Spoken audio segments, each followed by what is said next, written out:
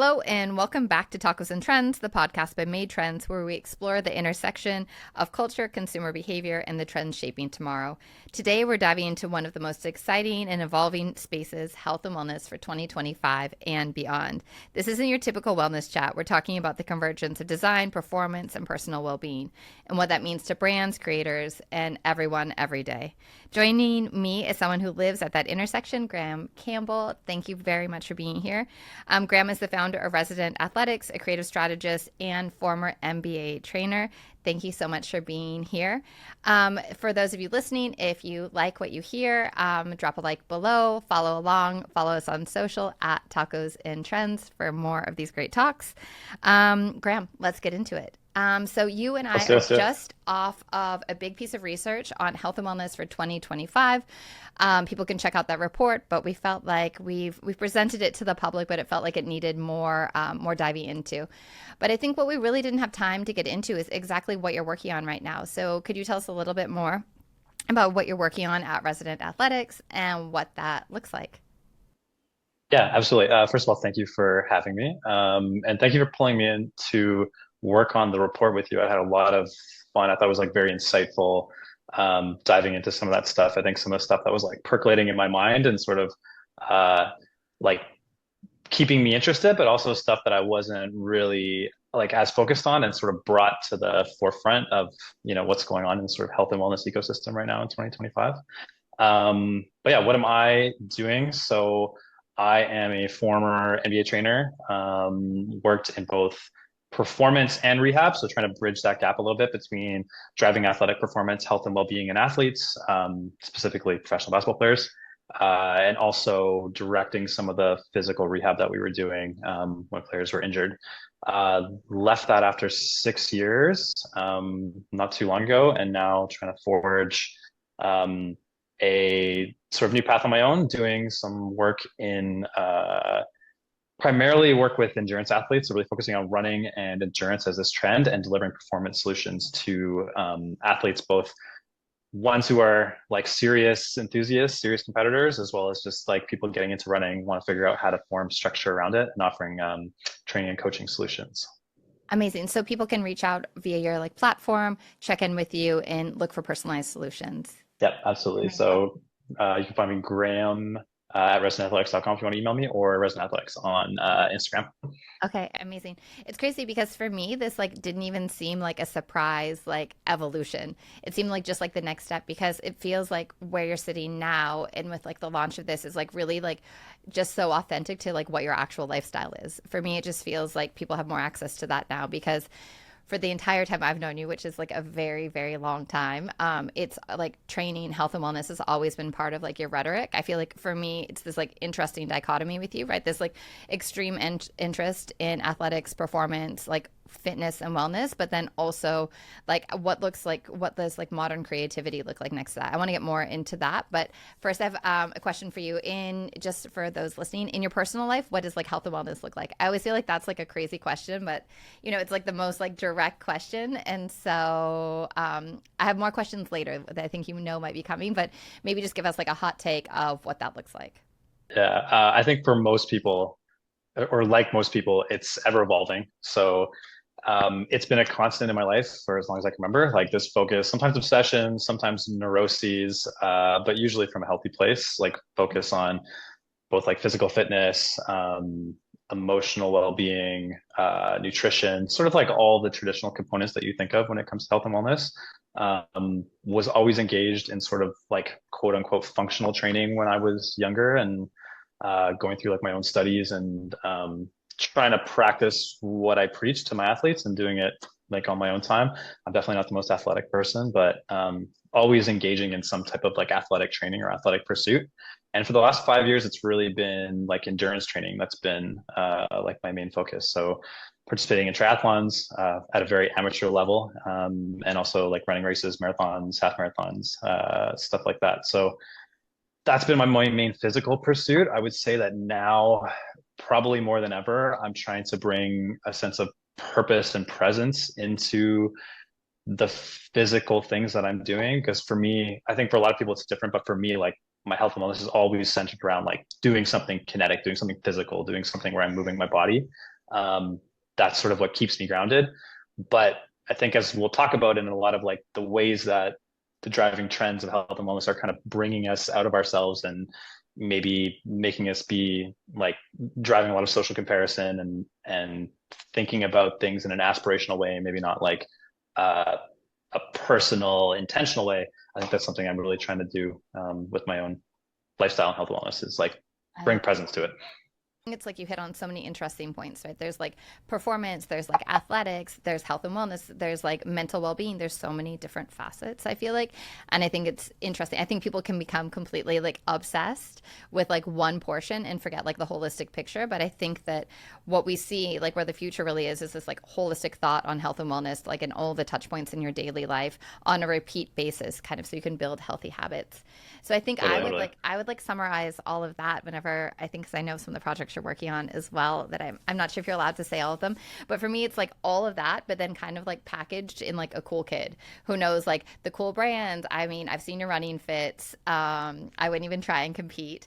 And it's all like very thoughtful. So I think as well for me, why I was excited to have this conversation is also I think it's like the embodiment of this lifestyle, right? That it's like affects like what you eat, what you wear, where you vacation, like how you socialize. And I love this when we were just talking about like creative ideas. I feel like this, I always like love like a good creative riff. And it's like, what does this like health and wellness mean? We've seen like, we're going to talk about it later, a lot of these like third spaces popping up. But I think for me, what like kicked off a ton of buttons was whenever we started talking about like your creative vision of what like health and wellness looked like from like the people and how many touch points there were and like what it meant.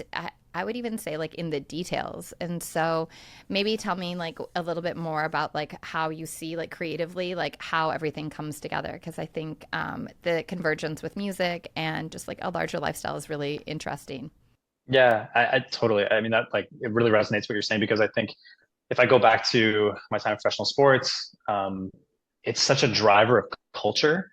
And I find it really compelling the way that like certain facets of health and wellness impact and are impacted by culture. And like professional sports is this sort of, um, it's really like this podium where it's driving a lot of the cultural trends, but it's also influenced by culture in big ways because these are major brands that are reacting to their consumers and trying to identify themselves in certain ways, trying to speak to their audience outside of just pure sports. It's like this big ecosystem that's shifting. And so I always found that very interesting.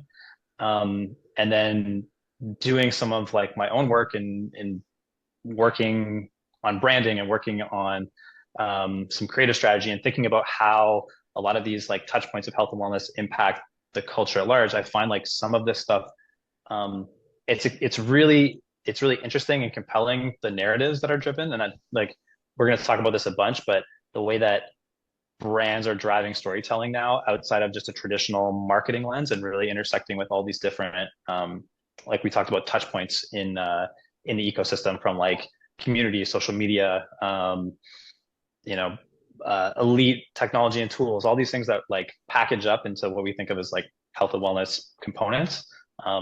Yeah, I find that really, really interesting and doing some work there. Yeah, no, and I feel like all of these brands have like new looks, new stories to be told, right? And like exactly what you said, like new communities to be built. So I'm excited to see what you turn out. So maybe just to, I think maybe because I found like the research and like working on the report to be incredibly inspiring as well. And I've been forecasting for a long time. Health and wellness is something we talk about a lot, but I'd like to be honest as well. And for me, when we started the conversation, it was the unlock was just like the key component of like professional like athletes and like what that meant, but from like so many from a brand point of view and how you don't even like that's so like ingrained in like our day-to-day like brands sports and what that meant from like how they're actually training, right? And I think that was just crazy this like whenever we started unpacking that and I was like, oh, that's where that's coming from, because I think whenever you look you can see that like lots of like health and wellness like things have been like democratized, and you see people kind of just this like smorgasbord of like putting things together and you're like, how have we ended up here? Like it's like sometimes like we all have the post, right? And like there's like definitely the feeds that do it for fun and things like that, but sometimes you see things and you're like, how did all of these things end up together? So I think it was interesting to me whenever I mean, you just started like unpacking, like, oh, here's like at the level of like professional athletes and professional sports, it's honestly not even always about wellness, right? Like, that's not what the pursuit is. Like, right? The pursuit is winning games, right? And building like championships and building these incredible athletes. But high levels of athleticism are not always like perfectly aligned with health and wellness, right? Yeah, and I think that was really cool for me, like to see you, who's a trend forecaster, like been doing this stuff for so long. When I think I mentioned that, and it was more of just like an offhand thought of like, I think a lot of these trends are being driven by what we've been seeing and practicing and working on in professional sports, with like elite athletes. And you were like, oh my God, like that was sort of a nugget, and it made me think a little bit harder about it because yeah, it's true. Like you look around, you see people using so many different tools, doing so many different techniques, like integrating so many components of health and wellness into their lifestyle. Sometimes in like very extreme ways, and sometimes in um, pretty like either from like a monetary perspective, like you're spending a ton of money on stuff, you're buying crazy gear, you're going all these different studios, you're trying these different recovery therapies, and what was like I think the key insight for me is like when you're doing it for elite athletes, it's not really focused on health per se. It's focused on performance. And those are two similar things, but they're not necessarily synonymous because I think, if most people really thought about it, they'd realize that professional athletes at the highest levels are not the healthiest people. They're the fittest people or they're the most skilled people, but it's not necessarily good for the human body to do the same high intensity repetitive activity hour after hour, year after year. So the wear and tear that happens on the body is pretty extreme. And so a lot of the things that we're using, the technologies, the tools, the approaches that we're using with professional athletes in a pro setting are really geared towards like one, driving every inch of performance that we can, and two, just keeping them going. You know what I mean? You're trying to keep them recovered so they can get through, let's say, in the context of the NBA, an 82 game season, right? And these are different things than just being like, hey, I want to be as healthy as I can, and I want to have, I want to have longevity, and I want to have a good health span, and I want to be able to do X for as many years as I can. That's very different than playing or participating in a sport at the highest level. Goal. I think as well, it's where you come into this is like where you see this like these masterminds, like creatives, like really playing a role here whenever these products become to market and are democratized, right? Because you have this like end consumer who if whenever they're polled, normally the end consumer is like very interested on like longevity, health and wellness, and it's not a performance, but they're integrating in these like performance items because they've been sold them because they're beautiful, they're like fun, and like I think fall into this like very alluring category. I think I thought it was interesting when we talked about this and you talk about like elite athletes and kind of this like Netflix effect. I think we talked a lot about this where you've seen like the quarterback, you've seen like the Aaron Johnson, you've seen the polo, you've seen these like incredible like Netflix like docu-series on like professional sports. And then at the same time there was also like the launch of like the Blue Zones. So Blue Zones, very different type of production, very different type of content, but really science-backed longevity, showing the people who live like the healthiest in the world and like the longest, right, as a marker of longevity. But the packaging wasn't so sexy, so no one's talking about like I mentioned this before, like no one's talking about eating beans and like living in multi-generational like communities, right? They're like talking about like how cold their ice bath can be because that's like it's like gives a bigger dopamine hit. It's like sexier, and it's very trendy. Whereas sometimes the things that aren't as trendy like still work.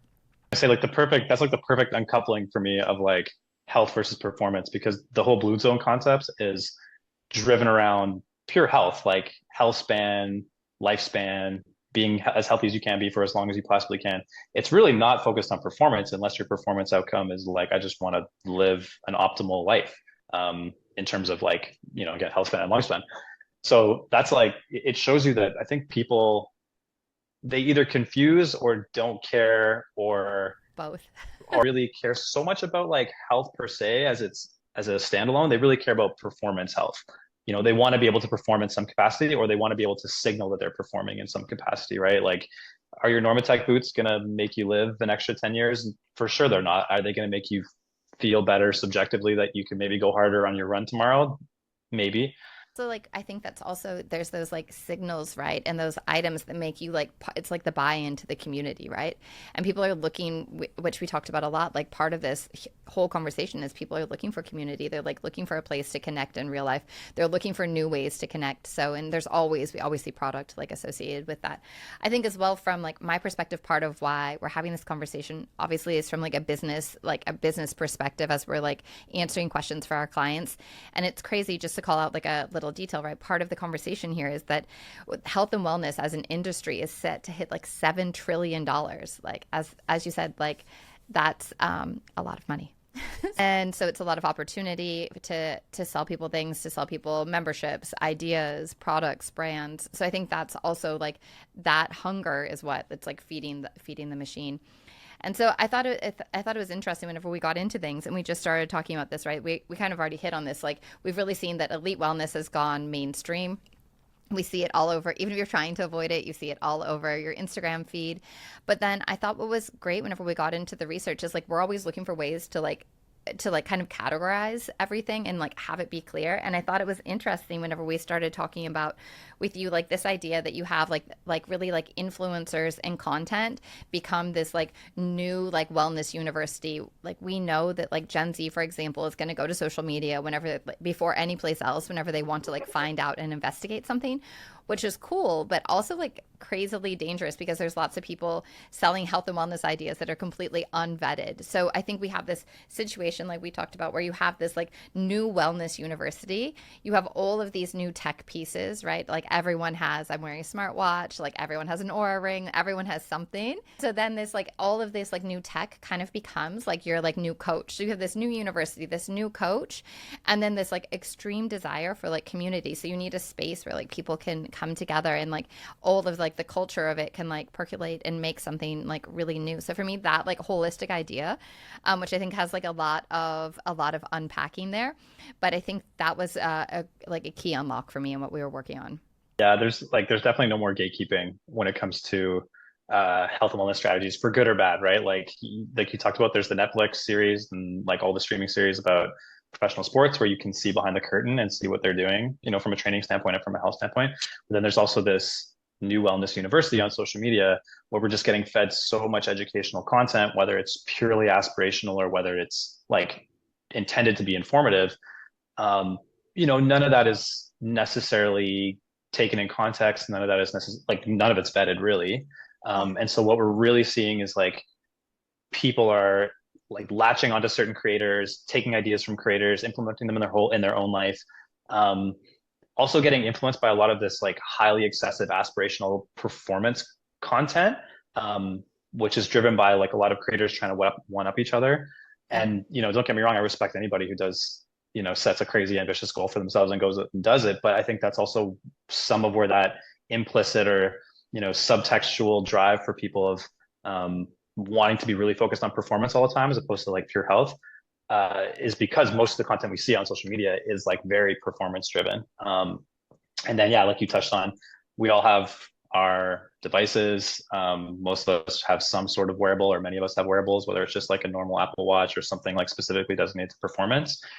And implicitly, we're looking at that data, we're getting fed the feedback from those devices and it's affecting our behavior, right? So it's like we want to perform because we have all this new knowledge and things that we've seen on social media and content, and then we get fed data from our devices that we don't necessarily also take in context, and that's influencing like how we're being quote unquote coached.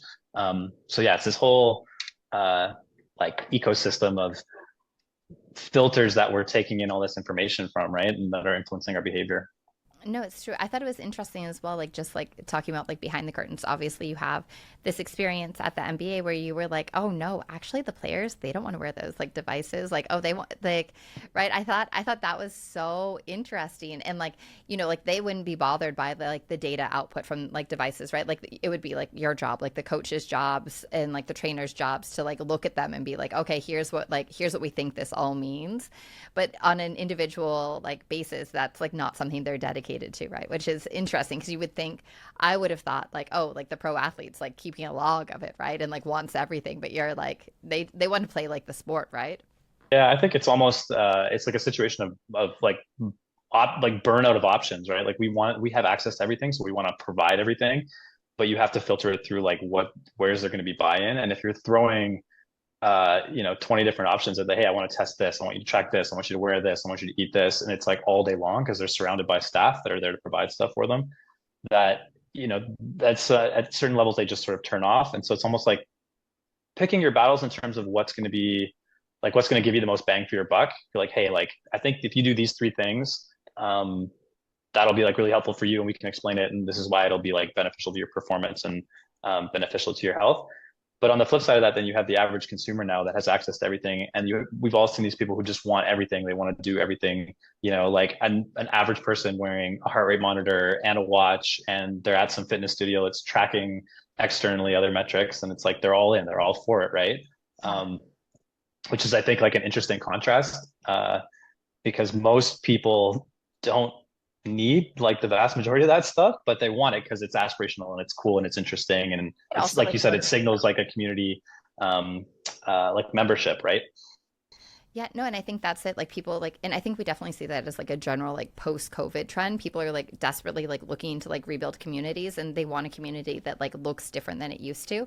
I think when we were looking at the research as well, it was like interesting, right, to see. And I think we all know people like I definitely have friends who aren't into health and wellness or into fitness, and then next thing I know, they're like running like they're trying to run the New York Marathon, and you're like with no training, and they're like it'll be fine because they want like that experience and like that hype to participate. And I think as well, like this, we know that there's like a customer and that like people now, like generationally, are like looking for like dopamine hits as well, which I think you can get a lot of from endurance sports. And I think I was like dying whenever you explained to me that like actually like endurance sports like within like a certain demographic of men is like really becoming like the new midlife crisis. Like previous generations would have done any other like array of like fancy sports cars or debauchery of some sort, but now it's like really about this like midlife marker of like a marathon or a triathlon. Could you tell me a little bit more about Yeah. your own experience with this?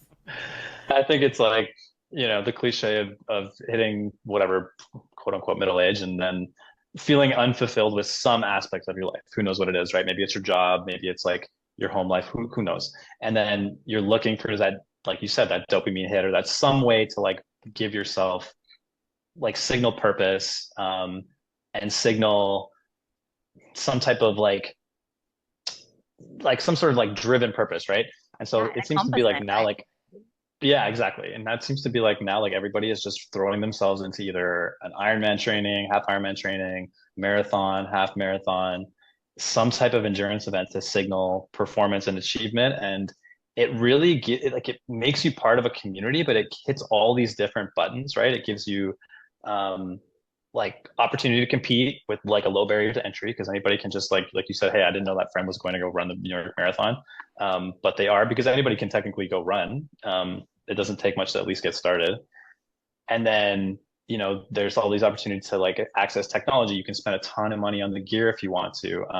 You can find a global community. And then, as we've talked about with like the trends for brands, like there's this access to all these very innovative and interesting like brands that you can identify with and products that you can purchase and like signal you're part of this group, with really interesting and like innovative design. So I think it hits on all these different components that um, are like very satisfying for people. And I can totally see why, the New York Marathon last year set a record for, I think, registration ever in a marathon. Yeah. How many marathons have you run this year? Two so far. Two so far. How many are on the books? What's the plan? Maybe one Maybe more. one more. One more. Any triathlons? Yeah, one more. Yeah. That's what I thought. So I loved what you're saying. Just to like jump back, I loved what you were saying before about like, with like whenever you're training professional athletes, there was like a lot of consideration of like, okay, here's like three things you could do. So if you're like average Joe or like Mrs. Joe, let's say the average person, and you're kind of like looking to get started in the health and wellness space, like what do you have like three like kind of like, so someone comes to you and they're like, hey, I want to start. Let's even just say like I'm interested in like endurance sports, but it's my personal feeling you can't really go from like zero to endurance sports safely. Am I correct? You definitely can. I would say like number one is start slow, right? It's just start slow. Um, that's not necessarily like a satisfying answer for people, but if you're interested in doing something and doing it for the long run, or at least like a little while without burning out, you have to start with some sort of plan. You have to start incrementally, right? The reason people get injured, they burn out, um, or they fall off is because they do too much too soon. Their body freaks out. They can't handle it. They can't compete. Their ankle starts to hurt, their knee starts to hurt, something goes wrong. And that's usually just an indication of like jumping in too fast, too soon. The second one would be have a little bit of an idea of things you can do for your physical health outside of just like that one focus. If you're like, hey, I really want to get into running, amazing. But you probably shouldn't dive into running without having some sort of external pursuit that supports you. So that would be like number one, that would be like strength conditioning, some sort of weight training, some sort of like resistance training. If you don't love a gym setting, do Pilates. If you don't love Pilates, do yoga, but do something that trains your body in a different way and supports the um, supports like running is a perfect example. It's basically just impact, impact, impact in a straight line, slower or faster, right? And the body doesn't love that. Do something to offset that and something to support that. So ideally, get in the gym, do a little bit of weight training. Otherwise, something else. And then number three would be just understand that like recovery and well-being and getting fitter, 95+% of that is just a responsible training volume, not doing too much, not doing too little, progressing, sleeping well, and eating reasonably well. You can have all the technology and tools in the world, but it makes up probably a tiny percentage of having an actual impact. Makes sense. Simple, Again, intentional, yeah, again, like very tried and true. Yeah, definitely. I think as well, right? Like this, I was like watching some like hot takes from like professional athletes, and they were like, literally, this, like, it's about this as well, like the consistency, right? Even if it's just like a little bit every day, it's that like, whatever it is, like, you're just like consistent and it's like a long-term plan. It's not like the like short, like quick fix. Yeah, totally. I mean, the perfect example is just like, hey, I want to go run 5K. First time you go out, run like jog half a kilometer, walk half a kilometer, jog half a kilometer, walk half a kilometer. Do that for a week. Then try and run a kilometer straight. Do that for a week. Then try and do 1.5 straight and just build up that, right? Give yourself a little bit of a window that you feel is reasonable. And you can get short wins pretty fast and it feels pretty good. Yeah. Oh, cool. So as we're like we need to wrap up soon, but I have like a million more questions. But I want to do like one of these like hot takes, like what your rating is. So, I'm going to give you like a handful of trends, and you're going to tell me on a scale of like 1 to 10, how you rate them. Are you ready? 10 is good. 10 is like a good trend. And yeah. Yeah. Okay. An all liver diet. 0. Ice baths. 6 or 7. 6 or 7. What about just a face bath in a crystal bowl full of ice for your face? Uh, 2, but for comedic effect, like 9. Followers, great. Okay. Yeah, amazing, Okay. amazing. How do you feel about supplements? Supplements are amazing. I would give supplements a look. I'm a sporter. I would give them like a 7 or 8, but a 0 if the rest of your diet isn't at least good, at least Okay. consistent. Okay, I like that take on it. So good diet and supplements, not like, because I've definitely seen the people with the crazy bad diets, and then they're just like trying to make up for it with like kombucha and supplements. Okay, Doesn't work. fantastic. Theraguns, 3, foam rollers, 2 or 3, 2 or 3. Okay. 2 or 3. Sunscreen. Ooh, 10. Definitely right. But I feel like when everyone's like worried about the gear, but then they forget the sunscreen. And Typically in the context of anti-aging, yeah, as I have been taught. specifically in the context of vanity. Of And vanity. yeah, I like it for that reason. Maybe as well, thank you for those honest answers. Maybe as well, tell us what like your perfect like running fit is, like brands and all, head to toe. There's a lot of like really great, compelling brands right now doing very interesting, innovative stuff in the apparel space, but also in the marketing space, like doing amazing community activations and in real life events, and like guerrilla marketing that I think has been super successful. I love Satisfy for like super niche, hardcore runners, but just people who are very like design forward. On's been doing like incredible stuff. Their marketing has been really, really solid and just like fun and building a great community. Um, And then to be honest, I got to give it up to Saucony for doing really cool local community events at a lot of like global race destinations. So focusing much more on like getting in with a really cool local boutique or a local shop and then doing like community activations and pop-ups there, driving some conversation. Um, and they're a big player, but I think Adidas is really cool right now too, doing really cool stuff. Stuff. Do you also, I also always see you wearing these specific glasses, the same ones my son's wearing. What brand, who are you focused on for eyewear? If you want to go traditional, then you got to have the Oakley. What are they called again? I'm trying to Like, remember the name of the I think actual they're the glasses. The Oakley ones Flake. they're like the Dennis Rodman ones from the '90s. Yeah, yeah. Yeah, yeah. The eye jackets. Yeah, yeah. And then if you want to have something really cool from, I think they're from California, but District Vision. So just as well to recap, anyone who wants to see the full report can download it. But also we just like had like a couple of hot takes that I wanted to make sure we shared with our listeners here is that it's really about whenever you're like looking to build a brand and build in the space, make sure that you build like trust through authenticity and that you can really like show results because that's what people are like interested in, not like smoke and mirrors. And really just like showcasing the experience and the aesthetic, right? Like the aesthetic's one thing, but without the experience and actually like having like the chops to talk about it, it kind of doesn't like resonate in such like a crowded space. And this idea of like working on things across categories to help people become better athletes and healthier.